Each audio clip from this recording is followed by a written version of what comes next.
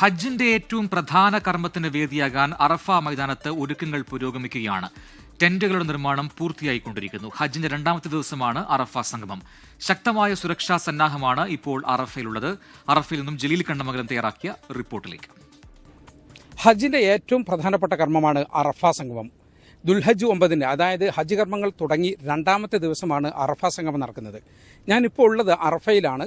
അറഫയിൽ മുൻ വർഷങ്ങളിൽ നിന്ന് വ്യത്യസ്തമായിട്ട് ഇത്തവണ തീർത്ഥാടകരുടെ എണ്ണം, അതായത് ഹജ്ജിന് മുമ്പ് അറഫ സന്ദർശിക്കുന്ന തീർത്ഥാടകരുടെ എണ്ണം വളരെ കുറഞ്ഞിട്ടുണ്ട്. ശക്തമായ സുരക്ഷാ സന്നാഹമാണ് ഇവിടെ ഒരുക്കിയിരിക്കുന്നത്.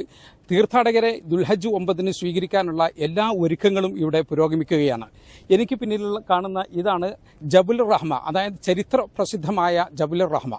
പ്രവാചകൻ മുഹമ്മദ് നബി തന്റെ വിടവാങ്ങൽ പ്രസംഗം നടത്തിയ ജബലുർ റഹ്മ എന്ന ഈ മല അറഫ സംഗമത്തിന്റെ ദിവസം നിറഞ്ഞ് കവിയാറുണ്ട്.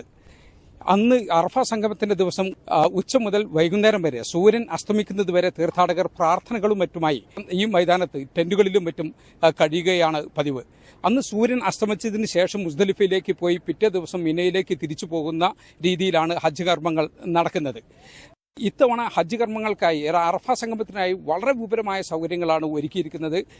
അതായത് ഇവിടെയാണ് അറഫയിലെ ഏറ്റവും പ്രധാനപ്പെട്ട പള്ളി, മസ്ജിദ് നമീറ ഈ ഭാഗത്താണ്.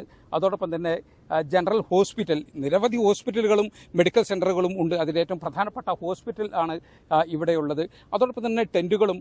കനത്ത ചൂടിലായിരിക്കും ഇത്തവണ ഹജ്ജ്. അതുകൊണ്ട് തന്നെ നല്ല അറഫ സംഗമത്തിന് ദിവസം ചൂട് പ്രതീക്ഷിക്കുന്നുണ്ട്. തണുത്ത വെള്ളം സ്പ്രേ ചെയ്യാനുള്ള സൗകര്യങ്ങളൊക്കെ ഇത്തവണ ഒരുക്കിയിട്ടുണ്ട്.